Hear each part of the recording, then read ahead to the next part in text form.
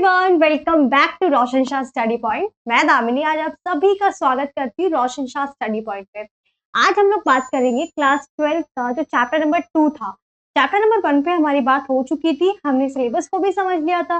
तो अब बारी है चैप्टर नंबर 2 की। चैप्टर नंबर 2 है हमारा राजस्थानी चित्रकला शैली। चैप्टर नंबर 2 का नाम क्या है? राजस्थानी चित्रकला शैली। चित्रकला के बारे में हमने चैप्टर नंबर 1 में ओवरऑल जान लिया था कि चित्रकला का जो सोर्स है वो चित्र सूत्र है। हमने उसके बाद जो पश्चिम भारत की चित्रकला शैली है उसको भी समझ लिया था। फिर हमने पाल शैली को भी जान लिया था कि जो पाल शैली है, ठीक है, किस जगह पर उसका विकास हुआ, कौन कौन से चित्र पाल शैली के अंतर्गत आते हैं। पश्चिम भारत की चित्रकला में भी हमने जाना था कि 3 मेनली चित्रकला है उसमें भी डेवलप हुई। वो थी आपकी जैन चित्रकला जो कि सबसे ज्यादा महत्वपूर्ण थी। उसके बाद स्वदेशी शैली आगे जाके डेवलप हुई 16वीं शताब्दी में, और फिर सल्तनत शैली, क्योंकि भारत पर जब इस्लामी शासकों का प्रभाव पड़ा, इस्लामी शासकों ने आक्रमण किए, तो उसके बाद उन्होंने हमारे कला का जो रूप था, चाहे वो आर्किटेक्चर हो या फिर वो चित्रकला हो, उसको भी परिवर्तित किया। और तब वहां से एक नई शैली डेवलप हुई जिसको कहा गया सल्तनत शैली। सल्तनत शैली की जो शुरुआत है या फिर जो उत्पत्ति है वो 2 शैलियों को मिलाकर हुई थी। एक स्वदेशी शैली और एक थी आपकी जो फारसी शैली थी। फारस में भी बहुत सारे चित्र बनते थे, तो उसको और स्वदेशी शैली को मिलाकर एक नई शैली डेवलप हुई जिसको कहा गया सल्तनत शैली। तो दो जो सल्तनत शैली थी उसमें आपको दोनों जो कलाएं थी उनके फीचर्स देखने को मिलेंगे। उसके बाद हमने स्वदेशी शैली को जाना था कि स्वदेशी शैली क्या है। एक्चुअली स्वदेशी जो शैली है उसको पूर्व राजस्थानी शैली भी कहते हैं, क्योंकि स्वदेशी शैली ने राजस्थानी शैलियों को, जो कि हम आगे पढ़ेंगे, बूंदी, किशनगिरी, उनको बहुत ज्यादा प्रभावित किया। ठीक है, उसके बाद फिर क्या हुआ कि उसको पूर्व मुगल कालीन शैली भी कहते हैं स्वदेशी शैली को, क्योंकि स्वदेशी शैली जो है वो पूर्व मुगल काल से पहले की थी, इसलिए। और दूसरी बात, उसको अलग करने के लिए कि मुगल काल की चित्रकला से स्वदेशी शैली जो चित्रकला थी उसको अलग करने के लिए हम उसको पूर्व मुगल कालीन चित्रकला शैली कहते हैं। उसके बाद ये 3 नाम हमने जाने थे। फिर हमने उसके बाद समझा था हर एक के कुछ एग्जाम्पल्स लिए थे। जैसे कि हमने जब जैन चित्रकला की बात की थी तो हमने सबसे पहले उसमें कल्पसूत्र, जो कि जैन चित्रकला का सबसे ज्यादा इंपॉर्टेंट ग्रंथ है। इसमें 24 तीर्थंकरों के जीवन, सभी जीवन से संबंधित सभी विषय हैं। ठीक है, और इसी किताब पर आधारित बहुत सारे जो रचनाकार हुए, बहुत सारे जो चित्रकार हुए, उन्होंने यहाँ से विषय लिए और आगे जाकर कई सारे जैन चित्रकला, जो जैन चित्र थे वो बने। दूसरा, एक कालकाचार्य की कथा थी जिसमें जो कालका होती है उसकी सिस्टर का अपहरण हो जाता है, फिर वो उसको अपहरण से मुक्त करवाती है, उस कथा के बारे में जाना था, वो उस चित्र के बारे में। तीसरा हमने जाना था संग्राहिणी सूत्र। संग्राहिणी सूत्र में जो जैन चित्र थे उनके बारे में है। संग्राहिणी सूत्र में जो ब्रह्मांड ब्रह्मांड के बारे में कई सारे चित्र मिलते हैं। फिर उसके बाद था उत्तरायण सूत्र। उत्तरायण सूत्र में जो महावीर वर्धमान थे उनके जीवन से संबंधित बहुत सारे उपदेश हैं, उन्होंने अपने शिष्यों को उपदेश दिए, वो वर्णित थे।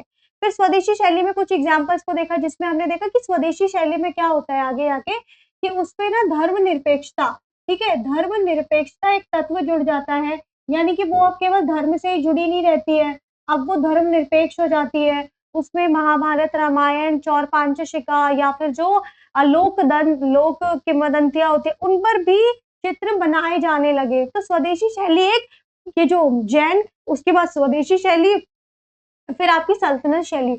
आप तीनों फेसेस को हमने बहुत अच्छे से चैप्टर नंबर 1 में कवर किया है, कंपेयर भी किया है और एक डेवलपमेंट को दिखाया है कि कैसे जैन चित्रकला जो थी वो एक धार्मिक बेस्ड चित्रकला थी, धर्म पर आधारित थी। सभी के सभी जो चित्र हैं वो जैन देवी देवताओं के हैं। उसके बाद सल्तनत काल तक आते आते देखा हमने कि वो जो चित्रकला जो शुरू में लगभग 11th सेंचुरी में वो देव या फिर जो ऋषभ देव या जैन धर्म के देव रहे हैं उन पर आधारित हुआ करती थी, वो आके आते आते सल्तनत काल में वो एक सामान्य जीवन पर घटित हो गई। वो पकवानों पर या फिर युद्ध, शिकार आदि का वर्णन उसमें होने लगा। तो ये कला में परिवर्तन कोई दिखाता है। आज जो चैप्टर नंबर 2 है हमारा, ये एक्चुअली चित्रकला से ही संबंधित है। आप लोग जानते हैं कि यूनिट नंबर 1 आपकी पूरी चित्रकला से संबंधित है और चैप्टर नंबर 2 में हमारा जो पहला टॉपिक है वो है राजस्थानी चित्रकला शैली। राजस्थानी जो चित्रकला एक्चुअली शैली है, इसकी शुरुआत करते हैं, फिर देखते हैं इसमें और भी कई शैलियाँ हैं। तो सबसे पहले हम जानते हैं राजस्थानी चित्रकला शैली। आप लोगों को नाम से स्पष्ट हो गया है कि राजस्थानी यानी कि ऐसी चित्रकला की शैली जो राजस्थान में और मध्य प्रदेश, कहाँ पर? जो राजस्थान और मध्य प्रदेश के कुछ क्षेत्रों में विकसित हुई। इसीलिए हमने उसको क्या कहा? हमने उसको कहा राजस्थानी चित्रकला शैली। लेकिन जो ये नाम है वो एक बार में नहीं पड़ा, इसमें इसको भी 1-2 नाम इसको दिए गए शुरू में। बाद में देखा गया कि यार जिसका ये जो शैली है वो मुख्य रूप से किस क्षेत्र में आ रही है? वो तो राजस्थान के क्षेत्र में आ रही है। तो उसके बाद इसका नाम बदलकर फिर से राजस्थानी शैली कर दिया गया। तो राजस्थानी शैली का मतलब है राजस्थान, मध्य प्रदेश के कुछ क्षेत्रों में विकसित हुई चित्रकला की शैली। अब ये जो शैली थी, ठीक है, इसको क्या हुआ कि 1916 में एक विद्वान हुए, कलाविद हुए, जिनका नाम था आनंद कुमार स्वामी। जो ये आनंद कुमार स्वामी थे, इन्होंने क्या किया कि इन्होंने इस शैली को, ये जो शैली थी, इसको कहा कि ये एक राजपूत शैली है। उन्होंने इसको नाम दिया राजपूत चित्रकला। ठीक है, क्या नाम दिया? राजपूत चित्रकला। उसका कारण था कि ये जो चित्रकला थी वो ज्यादातर किन क्षेत्रों में विकसित हुई थी? जो राजपूत राज्य थे। ठीक है, राजपूत राज्यों में विकसित होने के कारण इसको राजपूत चित्रकला कहा गया। और दूसरी बात, इसको राजपूत राजाओं ने काफी ज्यादा संरक्षण दिया। जो राजपूत शासक थे उन्होंने काफी संरक्षण दिया। उनके शासनकाल में इसका काफी ज्यादा ये बहुत समृद्ध हुई। इसीलिए उन्होंने कहा कि ये राजपूत चित्रकला है। ठीक है, लेकिन बाद में क्या हुआ? समय के साथ बाद में जो राजस्थानी जो चित्रकला थी उसको, उसका जो पुराना नाम था राजस्थानी चित्रकला, वो दिया गया। कि इसको बाद में क्या गया? राजस्थानी चित्रकला। आप इसको अगर देखोगे राजस्थानी चित्रकला को, तो इसका कारण क्या है? क्योंकि ज्यादातर जो चित्र हैं वो राजस्थान के क्षेत्र में है। आप देखोगे कौन कौन से, जैसे कि आप कोटा देख सकते हैं। कोटा आज बहुत इम्पोर्टेंट एक शहर है राजस्थान का, जो नीट IIT की प्रिपरेशन के लिए बहुत इम्पोर्टेंट है। दूसरा आप देखोगे एक कोटा है। फिर आपका आता है किशनगढ़। ठीक है, किशनगढ़ में वो एक शैली डेवलप हुई जो कि बहुत सुंदर शैली है। फिर आपने सुना होगा जोधपुर। ठीक है, जोधपुर, उसके बाद जयपुर। ठीक है, मेवाड़ आपने सुना होगा। तो ये सारे जो क्षेत्र हैं ये क्या है? ये आते तो सभी के सभी ज्यादातर राजस्थान में ही है। बस एक क्षेत्र था मालवा। ठीक है, मालवा आता है आपका MP में। तो इसलिए इस शैली को राजस्थानी शैली कहते हैं। उसके बाद क्या हुआ? अब ये जो राजस्थानी शैली है, आप देख सकते हैं कि राजस्थानी शैली में भी कई उप शैलियां हैं। उप शैली का मतलब होता है इसके सब स्कूल। मतलब मैंने आपको कहा कि राजस्थानी जो शैली है उसमें केवल एक ही शैली नहीं है कि राजस्थानी एक शैली हो और वही पूरी मतलब वही चित्रकला के जितने भी आयाम है उनको बताती हो, उसके अपने एग्जाम्पल्स हो। या फिर जो आप आज राजस्थान देखते हैं, इसका मतलब हम राजस्थानी शैली पढ़ रहे हैं। तो आप लोग बस इस चीज को थोड़ा क्लियर रखना कि ये एक शैली नहीं है, मतलब ये क्षेत्र में विकसित हुई कई शैलियों की एक पूरी एक प्रोमिनेंट शैली है, जिसको हम मुख्य तौर पे कहते हैं कि राजस्थानी शैली है। हालांकि इसमें बहुत सारी शैलियां आती हैं, उन शैलियों को मिलाकर ये शैली डेवलप हुई जिसको हम राजस्थानी शैली कहते हैं। तो इसमें कई सारी शैलियां हैं, इसके कई सारे सब स्कूल है। ठीक है, हमारे टॉपिक में था भी कि हमें जो राजस्थानी शैली है, पहाड़ी है, मुगल है और दक्कन शैली जो कि दक्षिण में डेवलप हुई, उसके हमें ओरिजिन, डेवलपमेंट, मेन कैरेक्टरिस्टिक्स के बारे में भी जानना है। तो इसमें कौन कौन सी शैलियां आती हैं? इसमें आपकी शैली आती है, सबसे पहले आती है आपकी बीकानेरी शैली। ठीक है, बीकानेर शहर है, मालवा जो कि MP में है। फिर आता है आपके बूंदी, मेवाड़, जोधपुर, जयपुर, किशनगढ़ और कोटा। ये कुल मिला के 7 शैलियां हैं जो राजस्थानी चित्रकला शैली के अंतर्गत आती हैं। दोबारा रिपीट कर लेते हैं, बीकानेरी, मालवा, हाँ, बीकानेरी, मालवा, बूंदी, मेवाड़, जोधपुर, जयपुर, किशनगढ़ और कोटा। जिसमें से आपकी जो इम्पोर्टेंट शैलियां हैं वो है आपकी, एक बीकानेरी शैली आपको पढ़नी है। ठीक है, बीकानेरी है। दूसरी आपको मेवाड़ शैली के बारे में थोड़ा जानना है, जोधपुरी शैली है, जयपुर शैली है और किशनगढ़ शैली है। तो ये याद रखना आप लोग, ये आपके सिलेबस में है, जो बैच 25-26 है, उसके सिलेबस में है बीकानेरी, मेवाड़, जोधपुर, जयपुर और किशनगढ़। कोटा नहीं है, बूंदी नहीं है, मालवा नहीं है, ये शैलियाँ आपके सिलेबस में नहीं है, ना तो इनके कोई आर्टवर्क आपके सिलेबस में है, तो मेनली हम लोग काम करेंगे इन पर और थोड़ा-सा जान लेंगे मालवा शैली, क्योंकि आपके चैप्टर में है ये, आपका जो चैप्टर नंबर 2 है, उसमें मालवा शैली के बारे में थोड़ा-सा दिया हुआ है, बहुत ज़्यादा नहीं है। तो उसको भी एक बार समझ लेंगे कि मालवा शैली 4 से 5 पॉइंट्स हैं उसके, जो आपको पता रहेगा तो आपके लिए वो अच्छा होगा। उसके बाद अब शुरू करते हैं हम अपना जो शैली से संबंधित चैप्टर है। हुँ, देखिए, जो कोई भी चित्रकला बनाई जाती है, हर एक चाहे वो कोई भी शैली ही क्यों ना हो, तो उस शैली का अपना कोई ना कोई आधार होता है, ठीक है? वो क्या करता है, वो आधार ही उस चित्रकला को बहुत खूबसूरती प्रदान करता है, ठीक है? जैसे आज हम लोग मानते हैं ना कि हम कैनवस पे जब कोई चित्र बनाते हैं, तो वो बहुत खूबसूरत बनता है, बहुत अच्छा बनता है और वो और निखर कर आता है। वैसे ही जो राजस्थानी चित्रकला थी, ठीक है? उसका आधार बसली था। क्या एक बसली करके एक आधार होता है, बसली मतलब बहुत सारे पन्ने होते थे, ठीक है? पन्नों को इकट्ठा कर लिया जाता था, इकट्ठा करके कुछ इस तरीके से ऐसा करके कुछ मोटा वो बनाया जाता था, उसके ऊपर चित्र बनाए जाते थे। इससे क्या होता था, एक स्ट्रॉन्ग आधार क्रिएट होता था और साथ ही जो चित्र होते थे वो लंबे समय तक बने भी रहा करते थे। आप पतले पेपर पे बनाओगे बहुत जल्दी खराब हो जाएँगे। तो बसल बस उस बसली उस शब्द एक शब्द है जो आधार है, बस इस शब्द को याद रखना तुम लोग, इसलिए मैंने इस शब्द को यहाँ पे बता दिया था। अब बात करते हैं जो राजस्थानी चित्रकला के विषय हैं। देखिए, आप लोगों को 3-4 चित्रकला के स्कूल पढ़ने हैं, जिसमें आपका है राजस्थानी, ठीक है? जिसकी बात हम अभी कर रहे हैं। फिर आप बात करोगे मुगल की, ठीक है? मुगल, फिर आपका है पहाड़ी स्कूल और दक्षिण भारत में देखोगे तो आपका आता है दक्कन स्कूल। ये 4 स्कूल हैं मुख्य रूप से जिसकी हम बात करेंगे। अब इन चारों स्कूल के अपने-अपने विषय होंगे। आप दक्षिण भारत की शैली उठाओगे तो आपको सल्तनत, वहाँ पे जो मुस्लिम शासक रहे उनका प्रभाव दिखेगा। दूसरी बात आप देखोगे हर किसी के, आप राजस्थानी शैली देखेंगे तो राजस्थानी शैली में भी आप देखेंगे कि एक अलग ही, आप शुरू में देखेंगे कृष्ण की बहुत सारे चित्र बनाए गए हैं, उनको प्रमुखता दी गई है। लेकिन धीरे-धीरे करते-करते 18th सेंचुरी 19th सेंचुरी तक आते-आते क्या हुआ कि वो जो चित्र थे, जो शुरू में एक धार्मिक रूप को प्रकट करते थे या फिर धर्म से संबंधित हुआ करते थे, वो अब कॉमन विषयों पर आकर सिमट गए। कॉमन विषय मतलब जो दरबार से संबंधित विषय होते थे, जैसे कि युद्ध हो गया है, ठीक है? युद्ध है, शिकार है, तो ये विषय, ये आप देखेंगे कि एक परिवर्तन आया राजस्थानी चित्रकला में कि शुरू में क्या हुआ करता था कि जो चित्र हुआ करते थे, वो धार्मिक होते थे, ठीक है? अभी हम देखेंगे कैसे। उसके बाद चेंज आते-आते क्या हुआ कि 18th सेंचुरी तक आते-आते जो चित्र थे, वो अब जो हुँ, जो चित्र थे, अब वो दरबारी विषयों पर आधारित होने लगे, ठीक है? जो दरबारी विषय थे, उन पर आधारित होने लगे। अब दरबारी विषय मतलब युद्ध, शिकार, विवाह, इन सभी विषयों पर आधारित होने लगे।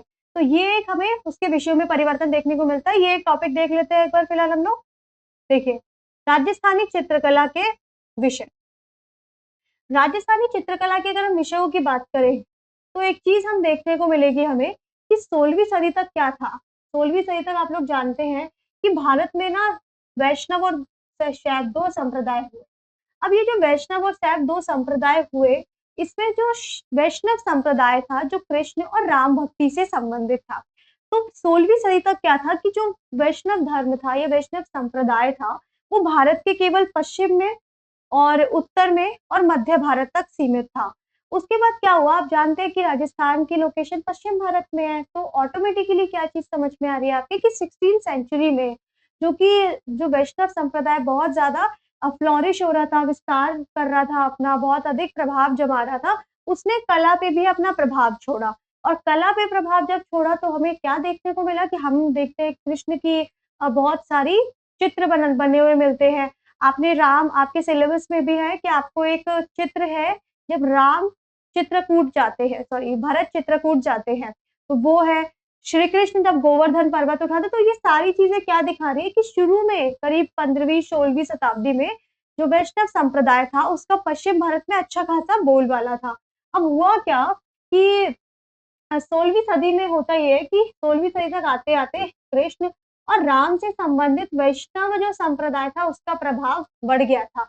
19th सेंचुरी में क्या हुआ कि पूरे भारत में वैष्णव संप्रदाय प्रसारित हो गया और हुआ ये इसका प्रभाव कि कृष्ण की और राम की उपासना की जाने लगी। उनकी उपासना जो अभी तक मूर्ति रूप में होती थी, उसने चित्रकला का भी रूप ले लिया।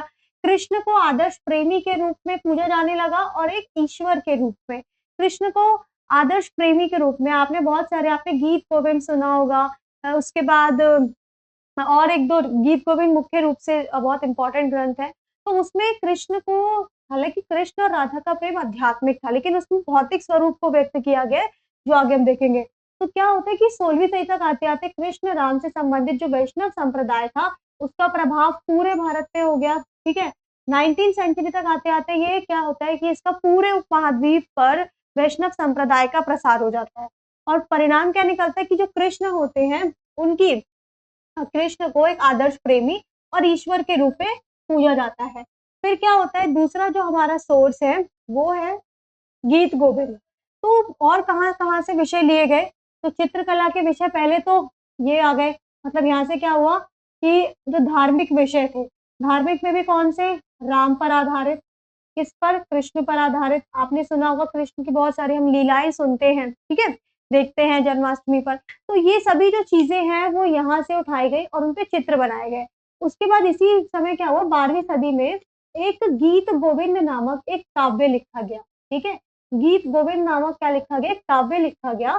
एक्चुअली ये जो सारी चीज़ें हैं, ये गीत गोविंद, रस मंजरी, रसप्रिय और कविप्रिय, ये सभी चित्रकला के विषय है। विषय मतलब कि चित्रकला के विषयों को कहाँ-कहाँ से लिया गया? चित्रकला के विषयों को गीत गोविंद से, रसिका प्रिय से, कवि प्रिय से, इन सभी से उठाया गया और इन पर आधारित चित्रों को बनाया गया, ठीक है? तो गीत गोविंद की रचना हुई 12वीं शताब्दी में। इसके रचनाकार थे जयदेव। जयदेव जो थे वो बंगाल के एक राजा थे जिसका नाम था लक्ष्मण सेन। उनके वो दरबारी कवि थे। उसके बाद हुआ ये कि जो ये गीत गोविंद है, इसमें बताया गया है, गीत गोविंद के बारे में अगर आप देखोगे, तो गीत गोविंद में कृष्ण और जो राधा है, कृष्ण राधा का जो आध्यात्मिक प्रेम है, ठीक है?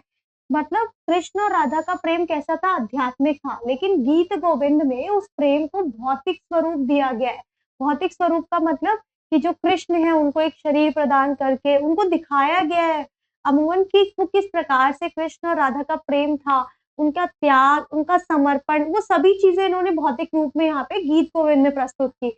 इस कारण से गीत गोविंद एक बहुत ही प्रसिद्ध गीति काव्य बना और साथ ही इसने चित्रकला के लिए भी विषय प्रदान किए और वो विषय किससे संबंधित थे?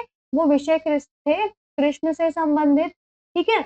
वो विषय कृष्ण, उसके बाद जो गोपियाँ हैं, उनसे संबंधित। तो शुरू में कैसे-कैसे विषय वो हुए?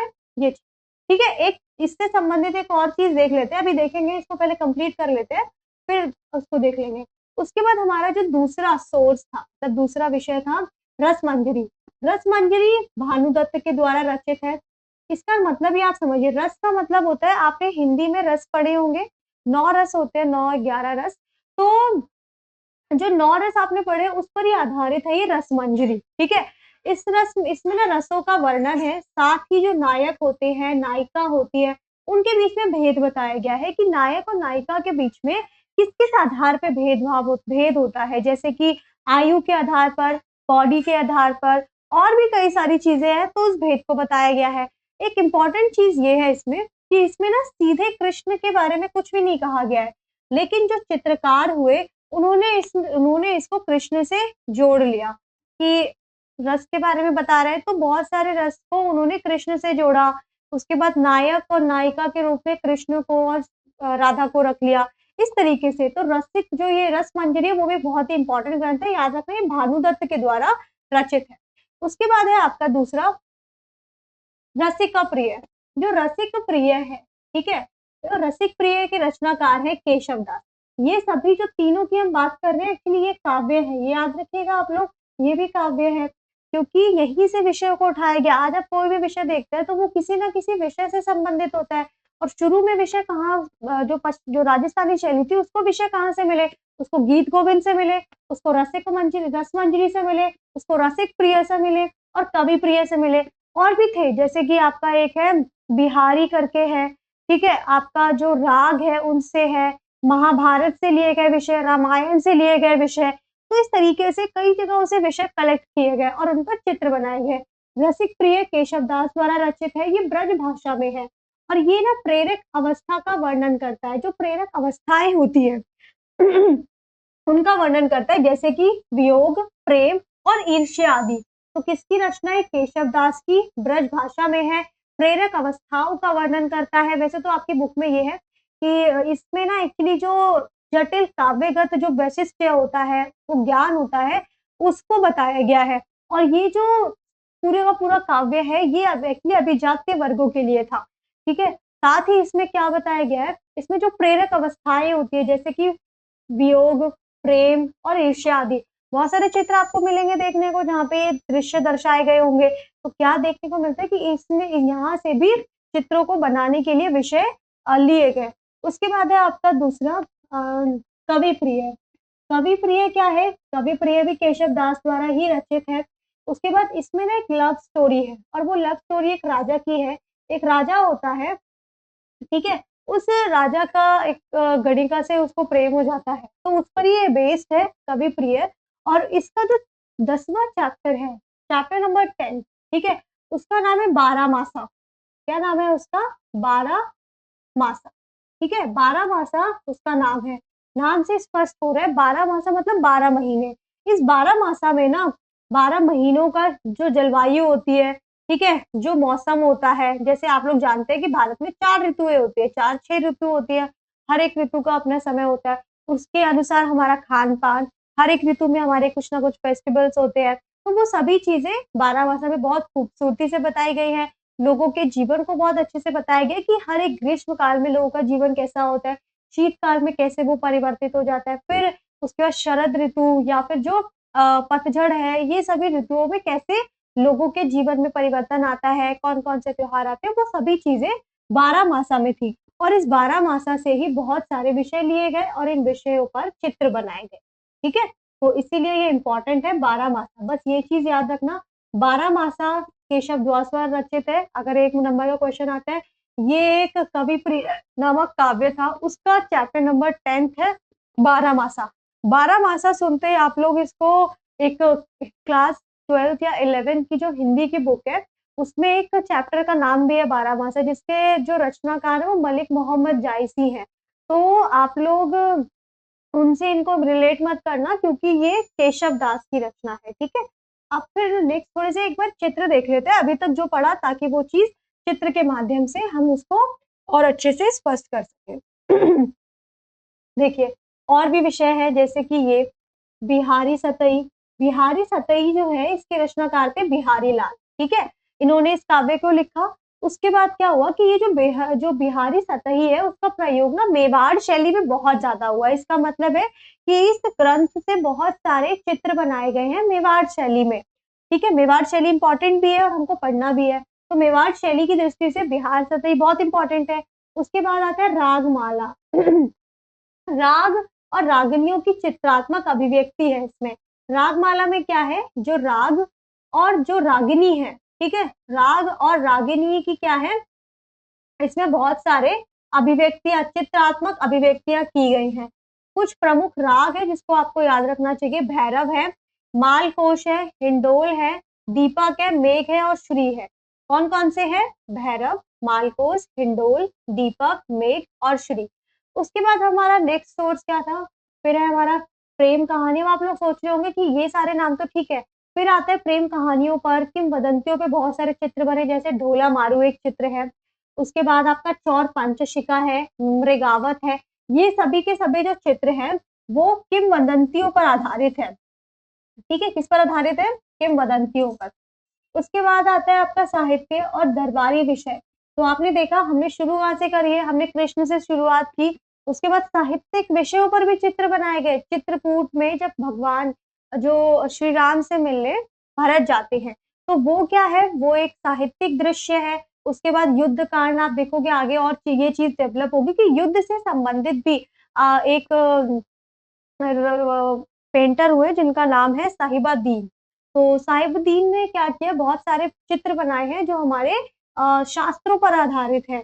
उसके बाद क्या होता है कि रामायण पे बहुत सारे चित्र बने, रामायण भी क्या हुआ है, रामायण ने भी विषय प्रदान किया। पुराण पर, महाभारत पर, फिर जब दरबारी विषयों का इस प्रभुत्व बढ़ गया तो युद्ध, शिकार, ठीक है? उसके बाद आप देखेंगे विवाह, आप मुगल काल के चित्र उठा के देखेंगे, तो आपको सामान्य जीवन के ही चित्र देखने को मिलेंगे। आपको बहुत ज़्यादा कुछ ऐसे चित्र देखने को नहीं मिलेंगे जो शुरू में जैसे श्री कृष्ण के, जैन धर्म में चित्रकला इन सभी से संबंधित बने। तो वो बिल्कुल ही चेंज हो गया कब? मुगल काल तक आते-आते।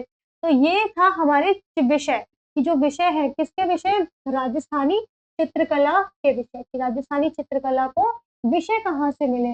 हर एक जो वो होता है चित्रकला, उसका अपना कोई ना कोई विषय होता है। राजस्थानी जो चित्रकला थी उसके विषय क्या-क्या थे? एक बार इसको गो थ्रू कर लेते हैं, कौन-कौन से विषय थे? सबसे पहला 16वीं सदी में क्या होता है, वैष्णव संप्रदाय आता है, उसका प्रभाव पड़ता है, तो वो चित्रों पे भी प्रभाव देखने को मिला। फिर दूसरा हमने बोला गीत गोविंद, रस मंजरी, रसिका प्रिय और कवि प्रिय। फिर उसके बाद है आपका नेक्स्ट, ये था बिहारी सतसई। बिहारी सतसई के रचनाकार थे बिहारी लाल। रागमाला, प्रेम कहानी, किंवदंतियों ने भी विषय दिए, देव मारुत और पांचशिखा मृगावत, ये सभी इसी का एग्जाम्पल है। और साथ ही साहित्य और दरबारी विषय भी आए, जिसपे रामायण, महाभारत पे कई सारे ग्रंथ रचित किए गए। उसके बाद अब नेक्स्ट कुछ चित्र देख लेते हैं ताकि जो पढ़ा है हम उसको और अच्छे से अप्लाई कर पाए और उसको सब मालवा शैली, इन सभी शैलियों के बारे में जानेंगे, बट उससे पहले एक बार थोड़े से चित्र, जैसे कि ये आप चित्र देख सकते हैं। मैंने अभी आपको बताया कि रामायण शैली पर ये आधारित था, तो ये देखिए कि रामायण का युद्ध कांड है, किस पर आधारित है ये रामायण पर आधारित है, ठीक है? रामायण पर आधारित है, किसने बनाया? ये बनाया था साहिबुद्दीन ने। बहुत अच्छे और ये पेंटर हुए हैं और ये मेवाड़ शैली में है। तो आप देख सकते हैं कि ये है मेवाड़ शैली, और इस मेवाड़ शैली में आप लोग कलर्स को देख सकते हैं, ठीक है? कलर्स में आप देखेंगे येलो कलर का कितना प्रयोग हुआ है, रेड कलर का कितना ज़्यादा प्रयोग देखने को मिल रहा है, ये सारी चीज़ें डेवलप हुई हैं। ये एक बार में नहीं बने हैं, आप शुरू की मेवाड़ शैली के जो चित्र है वो देखोगे और 18th सेंचुरी तक आते-आते चित्र देखोगे तो आपको ना एक परिवर्तन देखने को मिलेगा और उसी परिवर्तन को हम समझेंगे कि कैसे वो परिवर्तन हुआ। तो ये हुआ, उसके बाद नेक्स्ट चित्र तो रामायण विषय पर आधारित है। ये देखिए, अब क्या होता है, मैंने वो रामायण पे था, उसके बाद यहाँ पे आप टाइम पीरियड भी देख सकते हैं। ये है 744 744 तक आते-आते क्या हो जाता है कि ये शिकार का चित्र, यानी कि चित्रों में परिवर्तन हो गए। जो अभी राम के युद्ध कांड से संबंधित है, उनके जन्म से संबंधित है, कृष्ण से संबंधित है, वो अब दरबारी 1744 1718 सेंचुरी तक आते-आते वो दरबारी विषयों में परिवर्तित हो गए। ठीक है? अब क्या होने लगा कि दरबारी मतलब जो शिकार, युद्ध से संबंध सामान्य विषय होते थे, उन पर चित्र ज़्यादा बनाए जाने लगे, उनको ज़्यादा प्राथमिकता दी जाने लगी, ठीक है? क्यों? क्योंकि भारत में एक सांस्कृतिक परिवर्तन हुआ और वो सांस्कृतिक परिवर्तन क्या था? सांस्कृतिक भी हुआ, धार्मिक हुआ, सामाजिक बहुत सारे परिवर्तन हुए, क्योंकि एक ऐसा फेज़ शुरू हो गया था भारत में जहाँ पे इस्लाम शासकों का आगमन हो गया था, तो ये एक परिवर्तन देखने को आपको मिलेगा। तो ये चीज़ उसके बाद अब हम अपनी कुछ मालवा शैली को देख लेते हैं। मालवा 2 ही शैली की आज हम बात करेंगे, तो हम लोगों ने देख लिया था उसको। ये आपकी मेवाड़ शैली है और फिर मालवा शैली। मालवा शैली को मैंने बहुत कुछ ही पॉइंट्स पे इसको कंक्लूड कर दिया है, ताकि आप लोगों को ज़्यादा समस्या ना हो। तो मालवा शैली की जब हम बात करते हैं, मालवा आप लोग जानते हैं कि ये जो क्षेत्र है वो मध्य प्रदेश में आता है, ठीक है? एमपी का पार्ट है। तो मालवा शैली का जो विकास है वो 16 से 17वीं शताब्दी के बीच में हुआ। तो ये शैली डेवलप हुई 16वीं से 17वीं शताब्दी के बीच में। अब यहाँ पे एक स्टोरी है, देखिए बाकी जो राजस्थानी शैली थी, उनको तो बहुत सारे शासकों ने समर्थन दिया, संरक्षण दिया और वो बहुत ज़्यादा फ्लॉरिश हुई। लेकिन जो मालवा शैली है एक्चुअली उसके बारे में कहा जाता है कि वो घुमंतों के द्वारा इसको बनाया गया था। इस शैली में जितने भी हमें चित्र बनाए हुए मिलते हैं, वो सभी के सभी एक्चुअली घुमंतों के द्वारा बनाए गए थे। ठीक है? जो घुमंत होते हैं, जो चरवाहे होते हैं, उनके द्वारा बनवाए गए। उसके बाद क्या हुआ कि उन्होंने इन चित्रों को बनवाया और फिर क्योंकि उस समय रामायण, महाभारत आदि जो थे वो समाज में काफ़ी ज़्यादा प्रचलित हुआ करते थे और उसके बाद बनाने के बाद हुआ ये कि इस चित्रों को उन्होंने जो राजा थे, उनको प्रदान किया। जो राजा थे, उनको बेचा। तभी हमें एक दतिया महल है, वहाँ से हमें कई सारे चित्र मिले हैं। तो दतिया महल से हमें कई सारे जो मालवा शैली के चित्र हैं वो मिले हैं। अब आप सोचोगे कि चित्र मिले हैं तो हो सकता है कि ये इसी राजा ने बनवाए हो, जो यहाँ के राजा रहे हो, तो ऐसा नहीं है। क्योंकि जो ये चित्र यहाँ पे बस हमें बहुत सारे इनके चित्र मिले हैं, ठीक है? संग्रहित करके रखा हुआ था इस राजा ने, लेकिन जब हमने बाद में देखा कि भित्ति चित्र पे तो मुगल कला का प्रभाव है और बाद बहुत सारे चित्र ऐसे मिले हैं जो कि किससे संबंधित है, मालवा से संबंधित है। तब समझ में आया कि हो सकता है कि इन चित्रों को जो घुमंती जो चरवाहे होते हैं, उन्होंने बनाया होगा और बनाने का आधार विषय कहाँ से मिले, रामायण आदि, ठीक है? उस पर बनाकर उन्होंने जो राजा थे, उनको उन्होंने बेचा और तभी हमें दतिया महल से बहुत सारे मालवा के चित्र मिलते हैं। इसके अलावा जो मालवा शैली है, इसके देखिए मैंने लिखा भी हुआ है कि राजपूत दरबार का प्रतिनिधित्व हमें इस पर देखने को तो मिलता है, लेकिन किसी भी एक शासक के द्वारा इसको फ्लॉरिश नहीं किया गया, उसको संरक्षण नहीं दिया गया, जैसे राजस्थानी चित्रकला को दिया गया। इसके कुछ प्रमुख क्षेत्र हैं जैसे कि मांडू है, ठीक है? आपका नुसरतगढ़ है, फिर आपका आता है नरसिंह। तो नरसिंह एक शहर है, नरसिंह से भी हमें बहुत सारे चित्र मिले हैं। उसके बाद क्या है कि नरसिंह से एक करके एक मारूदास करके एक चित्रकार थे। उन्होंने राग करके एक चित्र बनाया था जो कि नरसिंह शहर से ही मिला है। तो मालवा शैली के बारे में बस इतना है कि 16 टू 17 सेंचुरी में डेवलप हुई, राजपूत दरबार का प्रतिनिधित्व देखने को मिलता है और साथ ही इसके प्रमुख शहर थे मांडू, नुसरत गढ़ और नरसिंह। माना जाता है इसका विकास कैसे हुआ? घुमंतों के द्वारा और घुमंतों ने रामायण, महाभारत पर चित्र बनाए, उनको राजाओं को बेचा और तभी हमें दतिया महल में जो चित्र मिलते हैं, वो इस आधार पर ही मिलते हैं। अब हमारी जो इम्पोर्टेंट शैली है, वो है मेवाड़। मेवाड़ आप देखते हैं राजस्थान में है। ये आज भी एक इम्पोर्टेंट शहर है, ठीक है? और यहीं पे एक शैली डेवलप हुई जिसको हमने कहा मेवाड़ शैली। क्या कहा? मेवाड़। मेवाड़ शैली को अगर हम समझे तो ये 1605 में इसकी शुरुआत होती है, जब एक निसार दीन एक रचनाकार होते हैं, जब वो पहली बार रागमाला के चित्रण करते हैं। रागमाला का वो चित्रण करते हैं। रागमाला क्या है? हमने देखा अभी कि उसमें बहुत सारे राग, रागिनियों का चित्रात्मक वर्णन किया गया है। वहीं से विषय उठाए ये निसारदीन ने और एक चित्र बनाया। वहीं उसी चित्र से शुरुआत होती है मेवाड़ शैली की। लेकिन ये शुरुआत इतनी आसान नहीं थी क्योंकि बाद में जाकर इसमें बहुत परिवर्तन हुए, करीब 200-300 साल तक ये शैली बनी रही। उसके बाद क्या होता है कि जगत सिंह होते हैं एक शासक, राजपूत शासक। उनके काल में क्या होता है कि जो चित्र होते हैं वो अत्यंत परिष्कृत हो जाते हैं। परिष्कृत मतलब बहुत खूबसूरत बनने लगते हैं और भी रंगों का प्रयोग होने लगा और विषय जुड़ गए, ठीक है? इस तरीके से क्या हुआ कि जो कला थी उसमें और भी कुछ परिवर्तन हुए। ये जो परिवर्तन हुए और वो परिवर्तन इस प्रकार के थे कि आगे जाके वो एक मानक बन गए, एक स्टैंडर्ड बन गए। तो उनमें सबसे बड़ा योगदान था आपका साहिबुद्दीन का, मनोहर का और जगन्नाथ का। ये 3 पेंटर हुए। साहिबुद्दीन बहुत इम्पोर्टेंट है, मनोहर सेकंड और तीसरा जगन्नाथ। ये 3 ऐसे पेंटर थे जिन्होंने चित्रों को अत्यंत मेवाड़ शैली के चित्रों को अत्यंत परिष्कृत किया, बहुत खूबसूरत बनाया।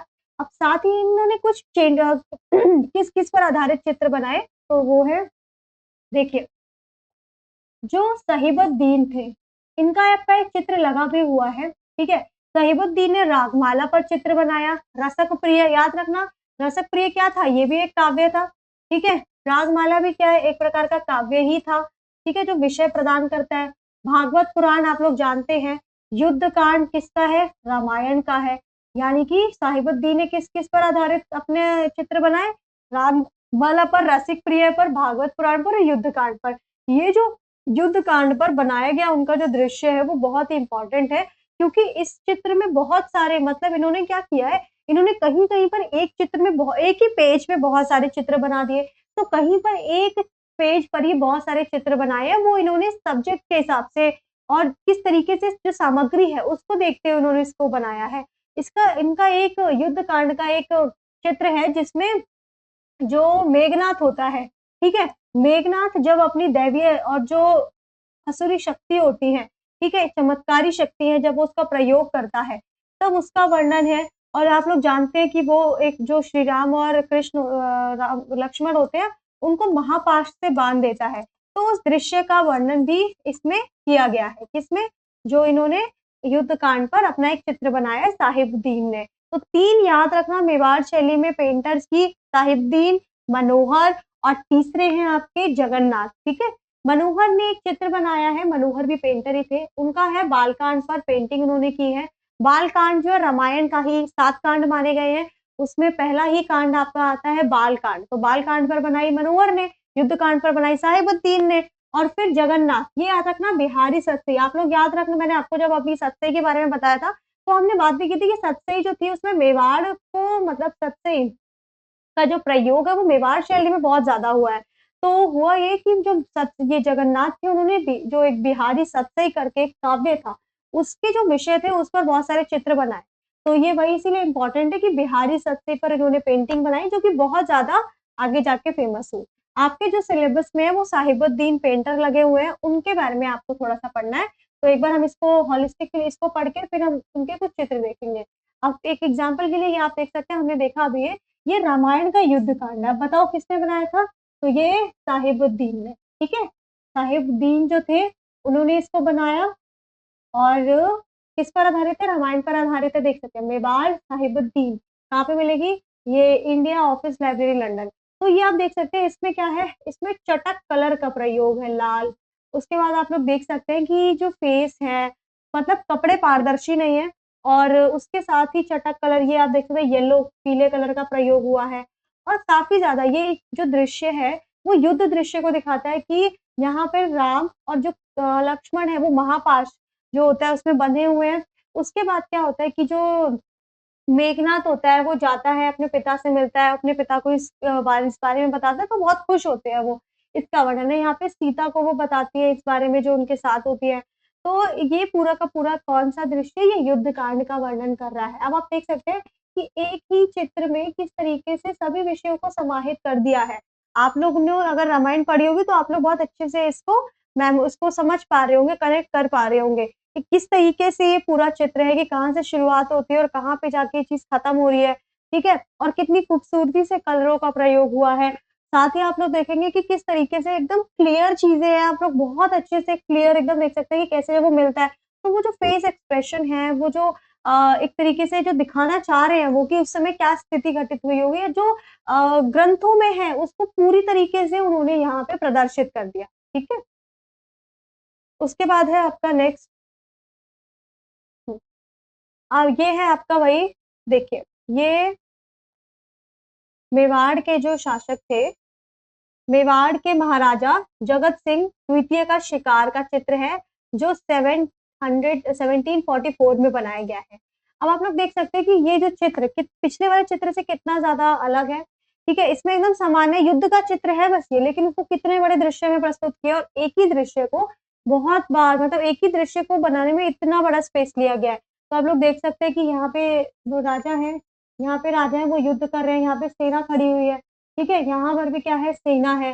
तो ये क्या दिखा रहा है? ये दिखा रहा है कि इस काल तक मतलब 17 टू 18 सेंचुरी तक आते-आते जो चित्रकला थे, उसमें दरबारी विषयों को शामिल किया जाने लगा। कौन से विषयों को? दरबारी विषयों को, ठीक है? ये दरबारी विषय है। उसके बाद नेक्स्ट आपका ये देखिए, ये जो है ना एक आप किसी जब मेवाड़ शैली को पढ़ा अभी हमने, तो एक नाथ द्वारा करके ना आपके एक शब्द है। नाथ द्वारा का मतलब क्या है? ये एक जगह है और ये ना 17वीं सदी तक आते-आते क्या हुआ ये जो वैष्णव संप्रदाय था उसका गढ़ बन गया। उसका एक बहुत इम्पोर्टेंट केंद्र बन गया और साथ ही एक चित्रशाला भी बन गई, जहाँ पे बहुत बड़े-बड़े चित्र बनाए गए। तो ये उसका एग्ज़ाम्पल था कि कैसे वहाँ पे जो कृष्ण है उनका चित्र बनाया गया है तो ये आप चीज़ देख सकते हैं, देखिए कृष्ण जो है वो एक शरद पर्व शायद मनाते हैं, उसका वर्णन है इसमें। तो हाँ, वो पूर्णिमा का त्योहार मनाते हैं। उसके बाद आप ये देखिए ये जो है बताइए कि आपने पढ़ा होगा अगर चैप्टर तो ये किसका है? ये आप देखेंगे ये है मालवा शैली। कौन-सी शैली है? ये आपकी है मालवा शैली। ये मालवा शैली का एग्ज़ाम्पल है। आप लोग इसमें कलर्स देख सकते हैं, ठीक है? हालाँकि इसमें पक्षियों के जो चित्र है वो बहुत खूबसूरती से बनाए गए देखिए कितने प्यारे तरीके से मतलब पक्षी तो बहुत खूबसूरत है इसमें। आप लोग देख पा रहे होंगे स्क्रीन पर, ठीक है? हुँ, देखिए और ये भी किस पर बेस्ड है? अभी इसका विषय भी देखेंगे। ये एक्चुअली जो मालवा है ये भी किस पर है? ये कृष्ण है और ये भी ये राधा है। कृष्ण और राधा, ठीक है? साथ में कुछ वाद्य यंत्र लोग बजा रहे हैं। ये देखिए, ये है राग मेघा, जो माधव दास ने बनाई थी और ये मालवा शैली में है। क्या है? राग मेघा इस पेंटिंग का नाम है। माधव दास ने बनाई हुई थी ये और ये मालवा शैली में है। इसके बाद आपका ये देखिए, ये एक्चुअली मेवाड़ शैली में है। ये चौर पंचशिका मेवाड़ शैली का एग्जाम्पल है, ठीक है? तो ये कौन-सी शैली है? ये मेवाड़ शैली है। उसमें ये चौर पंचशिका एक्चुअली एक किंवदंती, एक स्टोरी थी। उसको ही कई बार बहुत सारे चित्रों में व्यक्त किया गया। तो जो आपने देखा ना कि मेवाड़ शैली में क्या हुआ, आते-आते धीरे-धीरे जो वो विषय थे, वो भी परिवर्तित हुए। उन्होंने भी किंवदंतियों का रूप, मतलब किंवदंतियों पर आधारित होने लगे, दरबारों पर और भी कई सारे सामान्य विषयों पर। तो ये उसका एग्जाम्पल आप देख सकते हैं। सामान्य इसमें कुछ नहीं है, ये कोई बेचने वाला है, ये कुछ खरीद रही है। उसके बाद हाँ, ये वाला चित्र देखिए, जो मैंने आपको बताया था कि शुरू में क्या था कि शुरू में 16th सेंचुरी में वैष्णव संप्रदाय का बहुत ज़्यादा बोलबाला था। इस कारण से क्या हुआ, बीच में ये देखिए कृष्ण है ये, हुँ, ये कृष्ण है और ये सभी गोपियाँ हैं। इनका चित्र दिखाया गया है कृष्ण और गोपियों का, कि कृष्ण बैठे हुए हैं और साथ में गोपियाँ भी हैं। उसके बाद ये वन में है, तो ये पूरा वन का दृश्य है, साथ में कृष्ण हैं और गोपियाँ हैं। तो ये क्या दिखा रहा है, ये जो शुरुआती चित्रकला थी उसको दर्शा रहा है कि शुरुआती चित्रकला कुछ इस प्रकार से थी। ठीक है? हुँ।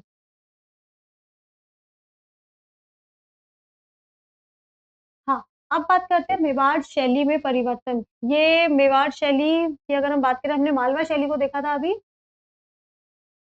हुँ, ठीक। मालवा को देख लिया था, मेवाड़ हो गया था। अब क्या हुआ, मालवा शैली में ना कुछ परिवर्तन आते हैं। ये लास्ट टॉपिक है हमारा। मालवा शैली में कुछ परिवर्तन आते हैं। तो वो परिवर्तन क्या होते हैं? मालवा शैली में एक्चुअली 18वीं सदी तक आते-आते कई सारे परिवर्तन हुए और वो परिवर्तन क्या थे? वो परिवर्तन थे कि अब जो विषय थे, वो साहित्य पर आधारित ना होकर वो दरबार पर, धर्मनिरपेक्ष पर आधारित होने लगे थे। मतलब अब चित्र कैसे बन रहे हैं? राजा युद्ध करने जा रहा है। अब चित्र कैसे बन रहे हैं? राजा शिकार कर रहा है, विवाह है, प्रेम प्रसंग है, इनके चित्र बनने लग गए। ठीक है? तो क्या हुआ कि चित्रों के विषय भी परिवर्तित हुए 18वीं सदी तक आते-आते। आपने जगत सिंह थे, उनका चित्र देखा। उसके बाद क्या हुआ कि रंगों में भी परिवर्तन आना शुरू हो गया, चटक रंगों का प्रयोग होना शुरू हो गया, लाल और पीला।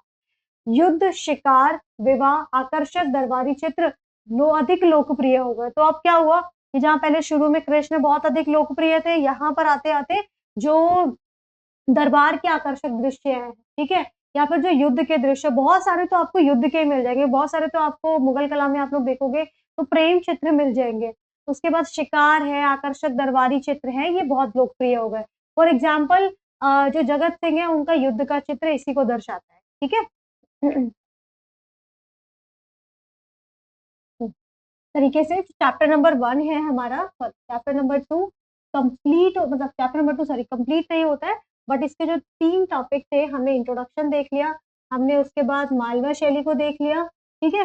मालवा शैली के बाद हमने मेवाड़ शैली को देखा, तो मेवाड़ शैली को एक बार रिवाइज़ कर लेते हैं, हमने क्या पढ़ा? मेवाड़ शैली के बारे में हमने जाना कि ये 1605 में डेवलप हुई और इसके जो 3 पेंटर हैं, वो हैं, पहला है साहिबउद्दीन, ठीक है? साहिबदीन एक बहुत बड़े इस शैली के पेंटर हुए हैं, तो साहिबदीन का नाम याद रखना। उसके बाद आते हैं आपके मनोहर, ठीक है? वो भी पेंटर थे और फिर जगन्नाथ। तो ये आपके मेवाड़ शैली से संबंधित हैं और साथ ही मेवाड़ शैली की शुरुआत यहाँ पे होती है। कई सारे परिवर्तन हुए। शुरू में जो विषय थे वो इसके धार्मिक थे, ठीक है? लेकिन हुआ क्या 18 टू 19 सेंचुरी तक आते-आते विषय कैसे हो गए? विषय हो गए सामान्य, ठीक है? विषय कैसे हो गए? विषय हो गए दरबारी, ठीक है? तो इस तरीके से जो विषय थे उसमें भी परिवर्तन हुआ। तो ये था चैप्टर नंबर 2। अभी चैप्टर नंबर 2 के 3 टॉपिक्स और बाकी हैं। हमने यहाँ पे इन 2 शैलियों की बात की। अगला जो चैप्टर होगा उसमें एक बार देख लेते हैं क्या करेंगे। नेक्स्ट चैप्टर में हम लोग जो आपके सिलेबस में टॉपिक्स लगे हुए हैं जैसे कि मारू रागिनी करके एक चित्र है, ठीक है? मारू रागिनी भी साहिबउद्दीन का ही है। उनके चित्र पे हम लोग थोड़ा-सा इसको विस्तृत में इसको बात करेंगे। उसके बाद हम लोग नेक्स्ट जो लेक्चर होगा उसमें बीकानेरी शैली पर देख लेंगे, बीकानेरी शैली। और साथ ही मतलब जो बीकानेरी शैली है, फिर जयपुर है, उसके बाद जयपुर है, फिर आता है आपका जयपुर के बाद जोधपुर, जोधपुर शैली, जोधपुर शैली, और एक और है किशनगढ़। मतलब ला जो नेक्स्ट लेक्चर होगा उसमें आपका चैप्टर नंबर 2 अच्छे से कवर हो जाएगा और बहुत सही से हम लोग इसको कवर लेंगे, सारे आर्ट वर्क पे बहुत अच्छे से बात कर लेंगे, ताकि कोई भी प्रॉब्लम तो होगी नहीं आपको। जैसे आपने देखा कि इस चैप्टर में हमने हर एक शैली के कुछ बुलेट पॉइंट्स नोट किए, उनको लिखा, उनके आधार पर आपको बस कंटेंट प्रिपेयर, मतलब आपको पता होना चाहिए किस शैली में क्या-क्या है। आप लोग बुक नहीं भी पढ़ेंगे तो भी आपका काम चल जाएगा, क्योंकि मैंने बुक के सभी पॉइंट्स को यहाँ पे नोट डाउन किया है। ठीक है? तो एक बार फिर से एक इम्पोर्टेंट सूचना ये कि जिन बच्चों ने भी ग्राफिक आर्ट ली हुई है, ठीक है? जिन भी बच्चों ने ग्राफिक्स ली हुई है, ये बात याद रखिएगा ग्राफिक्स वाले स्टूडेंट, जिन भी बच्चों ने पेंटिंग ली हुई है, ठीक है? किसी बच्चे ने ग्राफिक आर्ट ली हुई है, तो किसी ने पेंटिंग ली है, किसी ने स्कल्पचर लिया हुआ है। तो इस बात को याद रखना कि स्कल्पचर, पेंटिंग या फिर किसी ने कमर्शियल आर्ट ली है। उन सभी बच्चों के लिए एक इम्पोर्टेंट सूचना ये है कि इन सभी का थ्योरी का जो सिलेबस है, वो सेम है। अभी तक आप लोगों को नहीं पता था, जान लीजिए सिलेबस को। मैंने सिलेबस की वीडियो ऑलरेडी अपलोड की हुई है चैनल पे, ताकि आप लोगों के आपका जो सिलेबस है, वो आपको पता चल जाए। और सिलेबस पता हो जाएगा तो आप लोग अच्छे से पढ़ भी लोगे, और साथ ही मैं जो लेक्चर्स प्रोवाइड करा रही हूँ, बहुत ही ज़्यादा मेहनत से बनाए जाते हैं। आपने नोट्स भी देख लिया, इसीलिए आप लोग इनको अपने दोस्तों के साथ भी शेयर कीजिए। साथ ही इसको अच्छे से बार-बार रिवाइज़ कीजिए मल्टीपल टाइम। बहुत ही कम सिलेबस है, आप इसको फिंगर्स पे याद कर सकते, देखा ना आपने कितने छोटे टॉपिक्स लगे हुए हैं और कितनी जल्दी हमने इनको कवर भी कर लिया। तो सोचिए, आई थिंक कुछ ही लेक्चर्स में, बस अभी चैप्टर नंबर 2 पे हम लोग जल्दी-जल्दी से बाकी के चैप्टर्स भी कवर कर लेंगे और बहुत अच्छे तरीके से कवर करेंगे। बस आप लोगों से ये मैं उम्मीद करती हूँ कि मेरे पढ़ाने के बाद आप लोग इसको रिवाइज़ करें और साथ ही इस वीडियो को अपने दोस्तों के साथ भी फॉरवर्ड करें, शेयर करें, ताकि उन लोगों के भी कुछ डाउट्स हैं, जो भी ग्राफिक्स के स्टूडेंट हैं, स्कल्पचर्स के स्टूडेंट हैं, उनको एक क्लैरिटी मिल जाए कि उनको पढ़ना क्या है, उनका सिलेबस क्या है, और उनको भी अच्छा लगेगा, आपको भी अच्छा लगेगा, उनको भी अच्छा लगेगा। तो इसी के साथ मैं मिलती हूँ नेक्स्ट वीडियो में। Thank you for watching. जुड़े रहें रोशन शाह स्टडी के साथ।